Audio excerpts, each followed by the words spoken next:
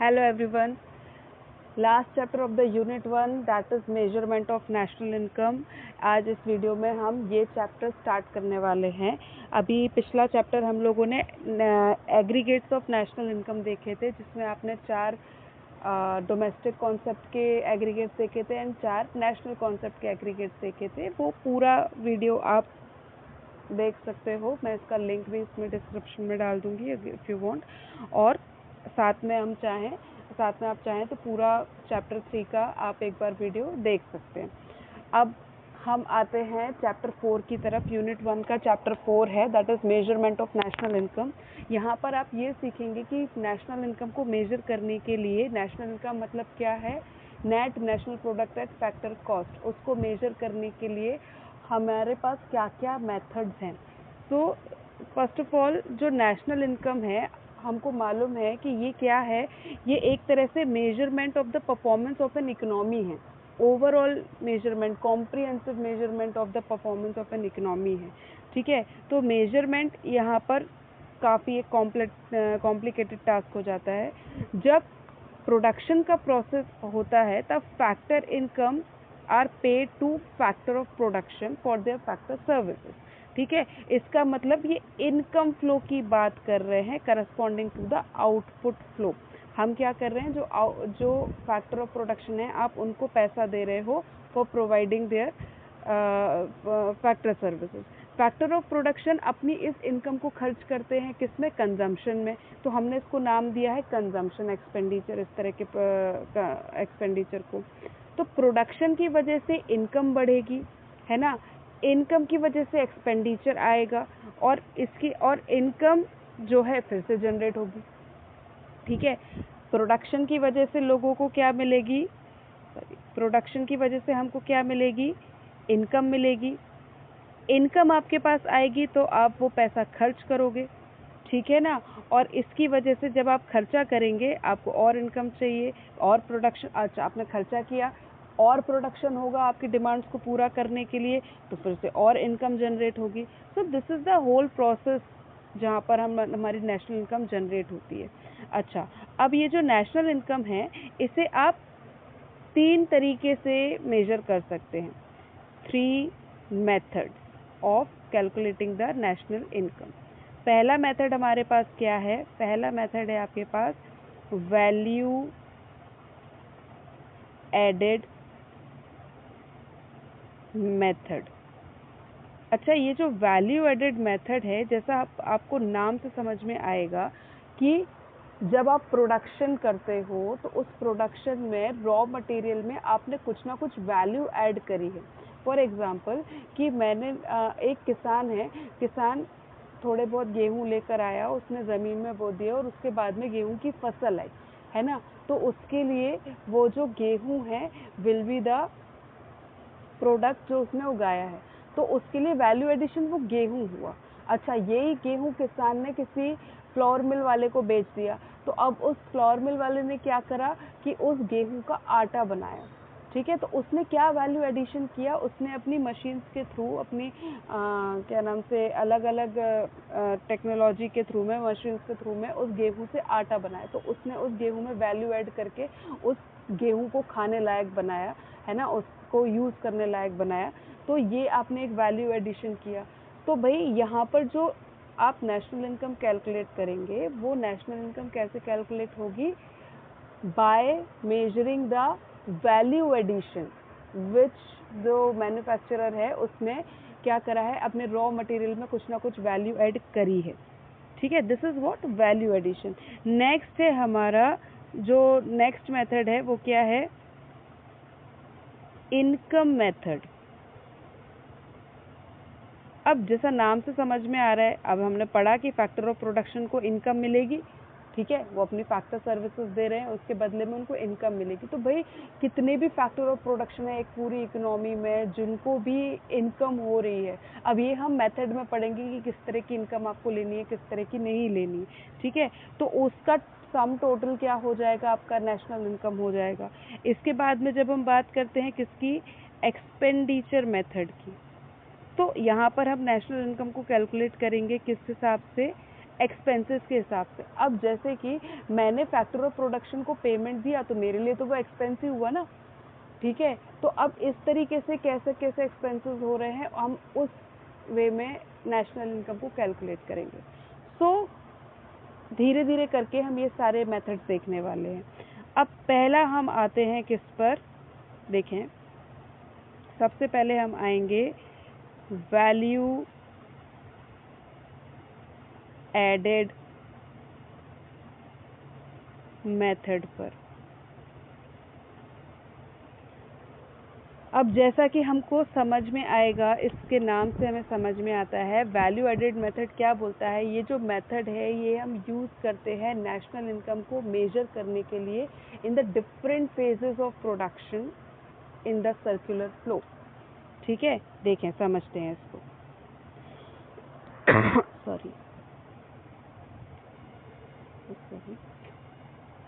देखें value added method में क्या बोल रहे हैं, this method is use to measure national income in different phases of production in the circular flow.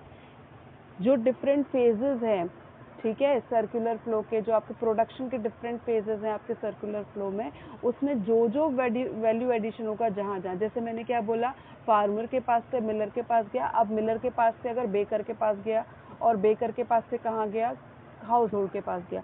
जब फार्मर से मिलर के पास गया था तब वो गेहूं था, मिलर से बेकर के पास गया तब वो आटा था, और बेकर से हाउस होल्ड के पास गया तब वो ब्रेड था।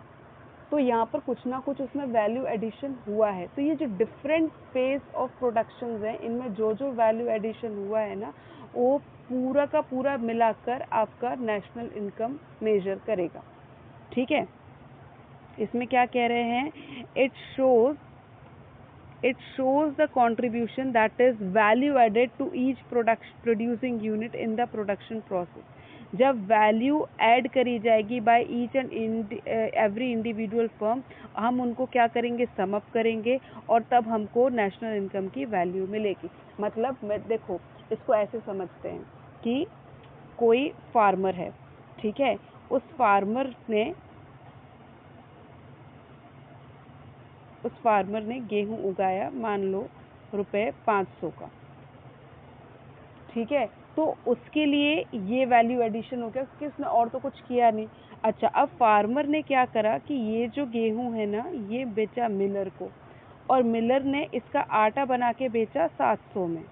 अब यहाँ पे वैल्यू एडिशन क्या हुआ, 700 का उसने आटा बनाया, जिसमें से 500 उसने इंटरमीडिएट कंजम्पशन पर खर्च किया।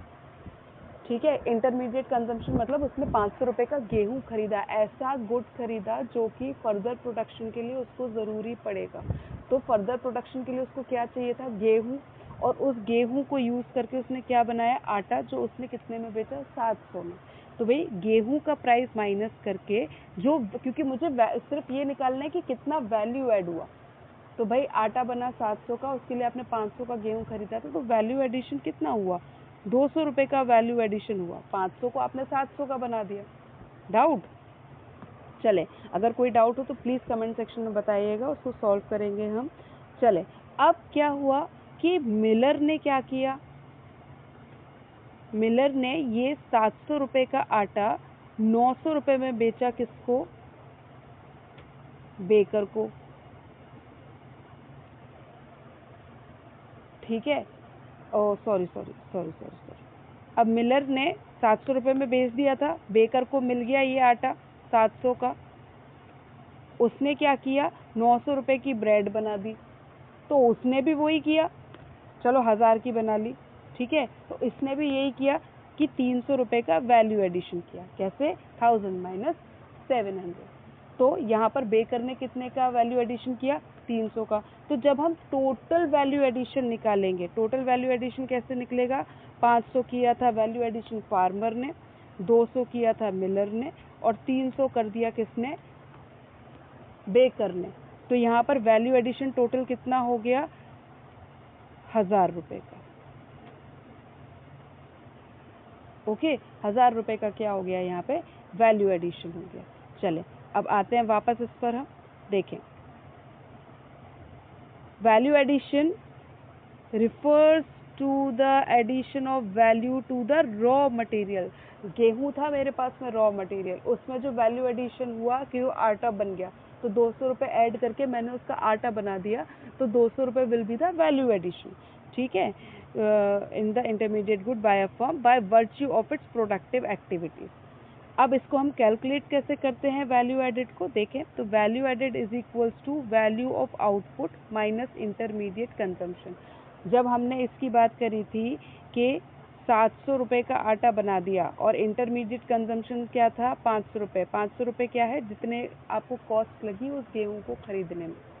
ठीक है, तो this is what intermediate consumption. और ये क्या है, ये है आपका वैल्यू ऑफ आउटपुट। तो मतलब वैल्यू ऑफ आउटपुट का मतलब क्या, जो आटा है उसका कितना वैल्यू बना, मिलर के पास में जो आटा बना है उसका कितना वैल्यू, तो वो 700 रुपये का आटा है जिसके लिए उसने इंटरमीडिएट कंजम्पशन पर 500 रुपये खर्च किया, तो भाई 200 रुपया उसके पास बचता है।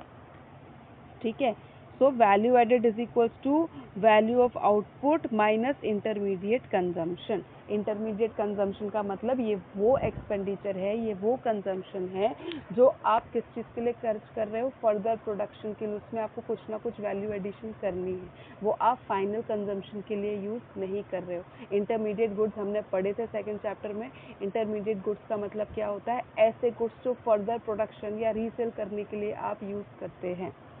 ठीक है, एंड वैल्यू ऑफ आउटपुट, जो भी आपने आउटपुट निकाला है उसका क्या वैल्यू है। ठीक है, आगे आते हैं। तो that is all about the value added method. All नहीं, अभी आगे और आएगा। Important points about value added method. अब इसमें क्या क्या इंपॉर्टेंट पॉइंट्स होते हैं, सबसे पहले हम ये देखते हैं कि intermediate consumption and final consumption क्या होता है। चलें इसको बेसिक शुरू से देखते हैं। देखें, intermediate consumption refers to the expenditure incurred by the production unit on purchasing those goods and services from other production units which are meant for resale or for using up completely during the same year। क्या कह रहे हैं, देखें, intermediate consumption क्या है, expenditure है। सबसे पहले ये एक एक्सपेंडिचर है जो प्रोडक्शन यूनिट कर रही है। किस पर कर रही है, इस तरह के गुड्स को खरीदने में कर रही है, इस तरह के गुड्स एंड सर्विसेज को खरीदने के लिए कर रही है दूसरे प्रोडक्शन यूनिट से, जो कि या तो रीसेल के लिए है या फिर कंप्लीटली यूज़ करने के लिए है फर्दर प्रोडक्शन के लिए उसी सेम ईयर में। तब हम क्या बोलेंगे, ये किस तरह का कंजम्पशन है, आपका इंटरमीडिएट कंजम्पशन है। ठीक है, नेक्स्ट क्या कह रहे हैं, फाइनल कंजम्पशन क्या है, it refers to the expenditure on goods and services, जो कि सीधा सीधा फाइनल कंजम्पशन या फिर इन फाइनल इन्वेस्टमेंट के लिए है। अब फाइनल कंजम्पशन और फाइनल इन्वेस्टमेंट में अंतर क्या है वो बताते हैं। देखें, सबसे पहले फाइनल कंजम्पशन। अब जैसे बेकर ने ब्रेड बनाई थी, वो ब्रेड को मैंने क्या किया, हाउस होल्ड ने कंज्यूम कर लिया, भैया खा लिया हमने। ठीक है, अब तो वो बची भी नहीं, तो वो हुआ फाइनल कंजम्पशन। अब क्या हुआ कि जो बेकर है, बेकर ने ना एक अवन खरीदा टू बेक द केक्स और ब्रेड। ठीक है, तो इस तरह का जो कंजम्पशन है इसे हम कहते हैं इन्वेस्टमेंट कंजम्पशन, क्योंकि ये इसके प्रोडक्शन में काम में आना है। ठीक है ना, ये किस काम में आएगा, ये और ऐसा नहीं है कि वो हर बेकिंग पर एक नया अवन खरीदेगा, ऐसा तो होगा नहीं। अब उसने एक बार खरीद लिया तो वो उसको लॉन्ग टर्म के लिए काम में आने वाला है। तो इस तरह का जो कंजम्पशन है, एक्सपेंडिचर है, वो हम क्या बोलते हैं, इसको इन्वेस्टमेंट एक्सपेंडिचर या इन्वेस्टमेंट कंजम्पशन। ओके, चलें। सो फाइनल कंजम्पशन का मतलब क्या है, it refers to the expenditure उन गुड्स एंड सर्विसेज पर जो फाइनल कंजम्पशन के लिए है या फिर इन्वेस्टमेंट के लिए है। ओके, आगे चलते हैं। नेक्स्ट इंपॉर्टेंट पॉइंट क्या आ रहा है वैल्यू एडेड मेथड में, कि जो इम्पोर्ट्स हैं वो सेपरेटली इंक्लूड नहीं किए जाते हैं। जो इम्पोर्ट्स हैं वो सेपरेटली इंक्लूड नहीं करे जाएंगे, किसमें, वैल्यू एडेड मेथड में। देखें इसको, if value of intermediate consumption is given, आपको already value of intermediate consumption दिया हुआ है, तो जब वो इम्पोर्ट की बात हम करते हैं, इम्पोर्ट का मतलब क्या है, जब आपने फॉरेन कंट्री से कोई गुड्स मंगवाया है, परचेज किया है, ठीक है, तो इस तरह के ट्रांजैक्शन को हम क्या कहते हैं, इम्पोर्ट कहते हैं। चले, तो इम्पोर्ट कब इंक्लूड नहीं होंगे, जब आपको इंटरमीडिएट कंजम्पशन की वैल्यू गिवन होगी, तब हम इम्पोर्ट्स यहाँ पर इंक्लूड नहीं करेंगे सेपरेटली, क्योंकि इम्पोर्ट्स ऑलरेडी उसमें इंक्लूडेड माने जाएंगे। अगर हाउएवर अगर डोमेस्टिक परचेजेस स्पेसिफिकली मेंशन किया गया है कि ये जो परचेजेस हैं ये डोमेस्टिक परचेज हैं, तो मतलब उसमें इंपोर्ट फिर इंक्लूड नहीं, इंपोर्ट अलग है, तब हम सिर्फ इंपोर्ट इंक्लूड करेंगे, अदरवाइज हम इंपोर्ट इंक्लूड नहीं करेंगे। चले, इनको कुछ एग्जांपल से समझते हैं। देखें, केस 1, इंटरमीडिएट कंजम्पशन आपका 1200 रुपये है और इंपोर्ट आपका 300 रुपये है, ठीक है। अब यहाँ पर क्योंकि इंटरमीडिएट कंजम्पशन दिया है और इंपोर्ट दिया है, तो इंटरमीडिएट कंजम्पशन यहाँ पर मेरा 1200 रुपये ही होगा, ठीक है। वैल्यू ऑफ आउटपुट मेरा 1200 रुपये ही होगा। यहाँ पर डेप्रिसिएशन हम मानेंगे कि 1200 रुपये में, सॉरी, इंपोर्ट हम मानेंगे कि 1200 रुपये में वो इंपोर्ट इंक्लूड है, as import are already include in the value of intermediate consumption. यहाँ पर ये नहीं बोला आपको कि डोमेस्टिक परचेजेज है, डोमेस्टिक परचेज नहीं है, जब वो तभी हम मानेंगे जब स्पेसिफिकली वो मेंशन है कि डोमेस्टिक परचेज है। तो यहाँ पर हम क्या मानेंगे कि import is already included in the intermediate consumption. Case 2 देखते हैं, purchase of raw material from domestic firm. अब यहाँ पर स्पेसिफिकली दिया है कि डोमेस्टिक फर्म से परचेज किया है और इंपोर्ट दिया है 100 रुपये, तो imports are included as it is specifically mentioned that purchase of raw material जो है वो क्या है, डोमेस्टिक फर्म से है, ठीक है ना। तो डोमेस्टिक फर्म से करा हुआ है, तो मतलब आपको अब यहाँ पर इंपोर्ट को अलग से इंक्लूड करना पड़ेगा। थर्ड क्या है, परचेज ऑफ रॉ मटेरियल दिया है और इंपोर्ट दिया है, ठीक है। तो अब यहाँ पर हमको मानना पड़ेगा कि इंपोर्ट ऑफ रॉ मटेरियल नहीं दिया है, क्योंकि as a total purchase of raw material जो है, एक बार फिर से इन केसेस को समझते हैं। देखिए, केस 1 में क्या दिया है हमको, केस 1 में हमारे पास इंटरमीडिएट कंजम्पशन है 1200 का और इंपोर्ट्स हैं 300 रुपये के, तो यहाँ पर इंटरमीडिएट कंजम्पशन हम क्या बोलेंगे कि वो 1200 रुपये ही है, क्योंकि इंपोर्ट्स हम यहाँ पर मानेंगे कि वो ऑलरेडी इंक्लूडेड है, क्योंकि यहाँ पर उन्होंने डोमेस्टिक वाला अलग से नहीं बोला है कि वो डोमेस्टिक है, वो जब डोमेस्टिक होगा वो अलग से स्पेसिफिकली मेंशन करेंगे कि वो डोमेस्टिक परचेज है, तो ऐसा कुछ है नहीं, तो हम ये मान के चलेंगे कि 1200 रुपये में 300 रुपये इंपोर्ट के इंक्लूडेड हैं। नेक्स्ट क्या कह रहा है, case 2, purchase of raw material from domestic firm. अब यहाँ पर इन्होंने स्पेसिफिकली मेंशन किया है कि डोमेस्टिक फर्म जो है, डोमेस्टिक फर्म से आपने रॉ मटेरियल परचेज किया है और इंपोर्ट है 100 रुपये। अब यहाँ पर आपको इंपोर्ट को क्या करना पड़ेगा, इंक्लूड करना पड़ेगा, क्योंकि ये स्पेसिफिकली मेंशन किया है कि जो बाकी का परचेज है वो डोमेस्टिक है, तो इंपोर्ट इसमें इंक्लूडेड नहीं होगा, तो यहाँ पर आप इंपोर्ट को इंक्लूड करेंगे।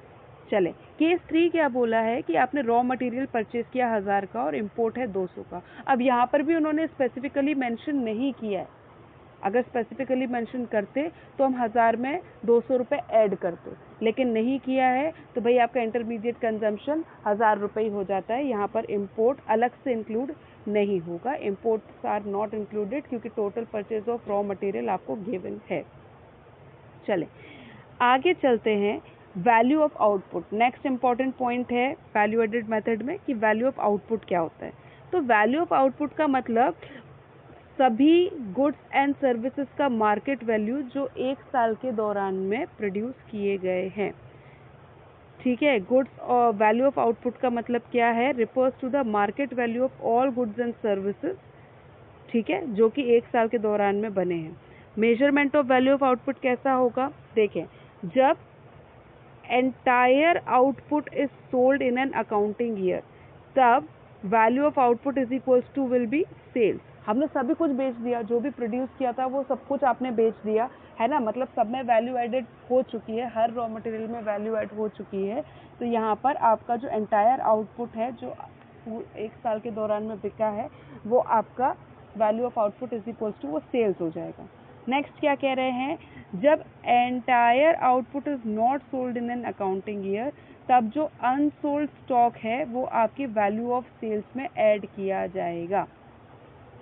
ठीक है, तो इसको हम कैसे बोलेंगे कि value of output is equal to sales plus change in stock. Change in stock का मतलब क्या है, जो भी अनसोल्ड स्टॉक है आपका।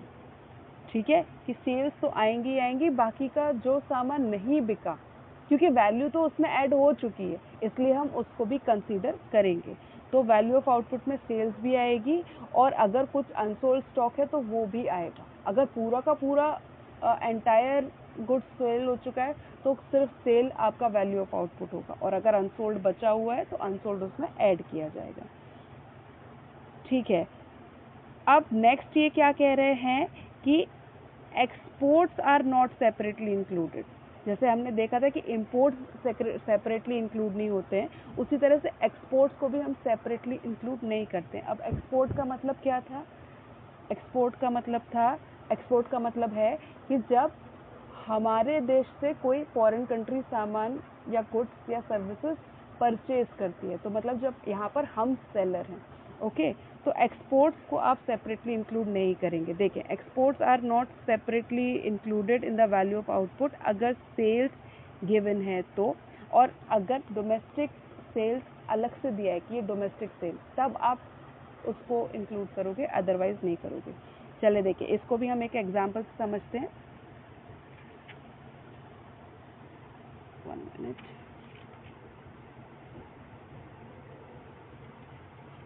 हाँ, इसको भी एक एग्जाम्पल समझते हैं। देखिए, हमको सेल्स दिया है 2000 रुपये और एक्सपोर्ट दिया है 400 रुपये।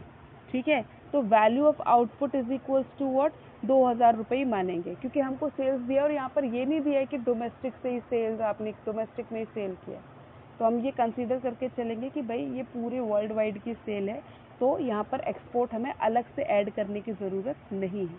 अब अगर डोमेस्टिक सेल 700 है और एक्सपोर्ट आपका 200 है, यहाँ पर स्पेसिफिकली मेंशन किया है कि डोमेस्टिक सेल है, अब यहाँ पर आपको एक्सपोर्ट को इंक्लूड करना पड़ेगा क्योंकि डोमेस्टिक सेल स्पेसिफिकली मेंशन्ड है। ठीक है, तो आज हम अपना लेक्चर यहीं तक रहने देते हैं। इसके बाद में स्टेप्स जो आएंगे वैल्यू एडेड मेथड के लिए, उसके बारे में डिस्कस करेंगे। आज के वीडियो से रिलेटेड कोई भी आपको डाउट होता है तो प्लीज़ आप कमेंट सेक्शन में बताना, और मैं सब ट्राई करूँगी इनको सॉल्व करने का। और आगे आप किन किन चीज़ों पर वीडियो चाहते हो वो भी एक बार बताइएगा। चलिए, थैंक यू, बाय बाय।